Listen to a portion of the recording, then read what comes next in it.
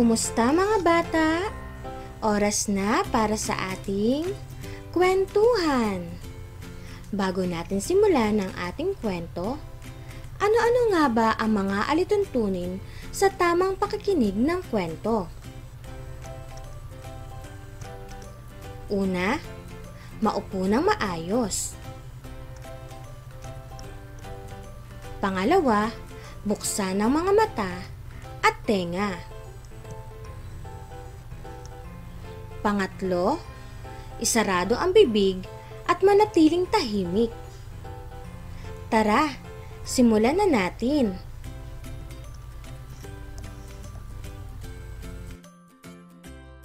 Bago ang lahat, ako nga pala si Teacher Eileen, ang inyong gurong tagapagsalaysay na nagmula sa City Schools Division of Cabuyao, Laguna.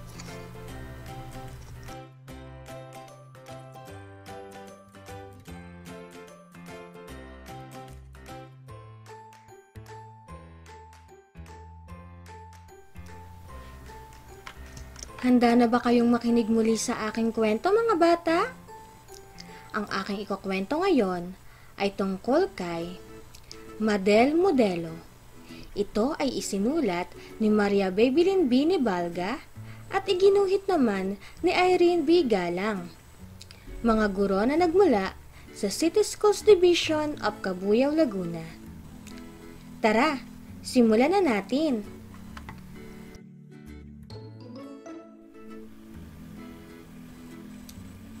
Maganda ang gising ni Madel ng araw na iyon.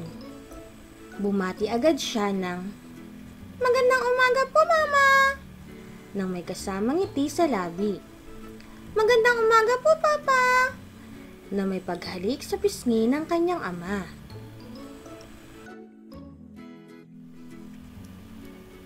"Oh, nagsipilyo ka na ba, Madel?" "Naku, sorry po, Papa. Ito, Papa, kukunin ko na si pilyo ko po." Napapatawang wika ni Madel.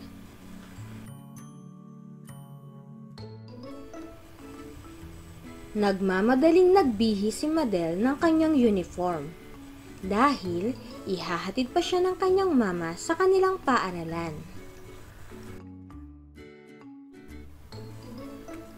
Habang naglalakad papuntang paaralan, nakasalubong nila si Lola Meli. "Mana po, Lola Meli!" "Ingat kayo pagpasok," sambit ni Lola. "Salamat po, Lola! Ingat din po kayo!"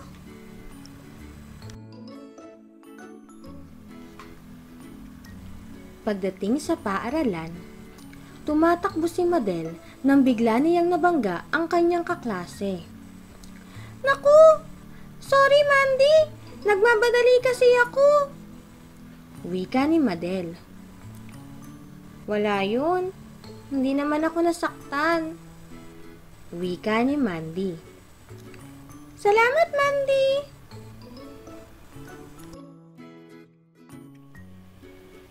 "Magandang umaga po, Ma'am Santos!" sabay na bati nila Madel at Mandy. "Magandang umaga din sa inyong dalawa. Maupo na kayo sa upuan ninyo," wika ni Ma'am Santos. "Salamat po, Ma'am!" sabay ulit na wika ng dalawa. Uwian na sila nang makasalubong nila ang kanyang Tita Sally. "Magandang tanghali po, Tita Sally!" masayang wika ni Madel. "Magandang tanghali din, Madel. Kumain na ba kayo?" tanong ni Tita Sally. "Tara, ililibre ko kayo," sabi ni Tita Sally. "Naku, wag na," sabi ni Mama. "Nagluto na kasi ako sa bahay." "Ganun ba?" sabi ni Tita.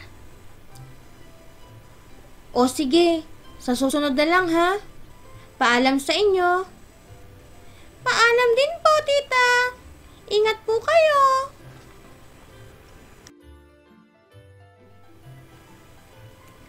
Okay lang ba sa iyo, anak? Kahit hindi tayo sumama kay Tita Sally mo? Okay lang po yan, Mama. Wala kayang tatalo sa luto mo. Nakangiting wika ni Madel sa kanyang mama. Naku, ang bait naman talaga ng anak ko. Magalang na, mabait pa.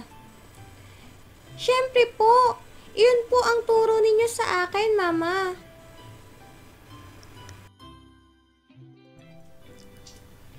At dito nagtatapos ang aking kwento na may pamagat na Madel Modelo. Ito ay isinulat ni Maria Babylin B. Navalga at iginuhit naman ni Irene B. Galang. Nagustuhan niyo ba, mga bata? Halina't sagutin ang aking mga gabay na tanong.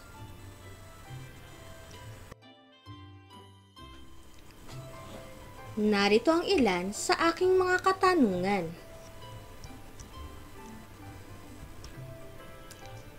Una, ano ang pamagat ng kwentong binasa?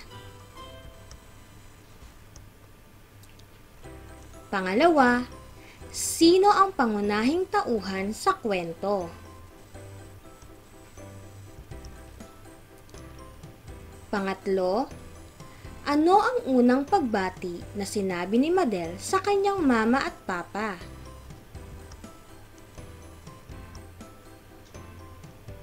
Pang-apat, ano ang ginawa ni Madel nang makasalubong nila ang kanyang lola Melly?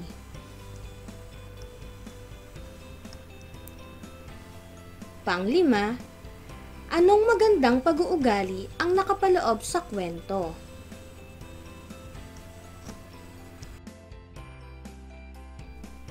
Kung kayo ay nakinig sa aking kwento, ay tiyak na masasagutan ninyo ng may pangunawa ang mga katanungang ito. Mga bata, sana ay may bago kayong natutunan sa araw na ito. Laging tatandaan na mahalaga na malaman natin ang gamit ng mga magagalang na pagbati at pananalita. Huwag kalilimutan na sa kahit anumang sitwasyon, sino man ang ating makausap, ang paggalang ay sumisimbolo sa isang pagiging mabuting tao. Hanggang dito na lamang, at nawa ay may bago kayong napulot na aral sa kwentong ito. Hanggang sa muli!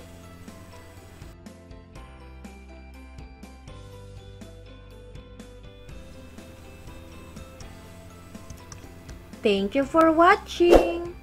Kung may mga kwento pa kayong nais na pakinggan at mga lesson na gustong matutunan, mag-like and subscribe lamang sa aking YouTube channel at huwag kalimutang i-click ang notification bell button para mas lagi kayong updated sa aking mga video lessons at kwentong pambata ni i-upload.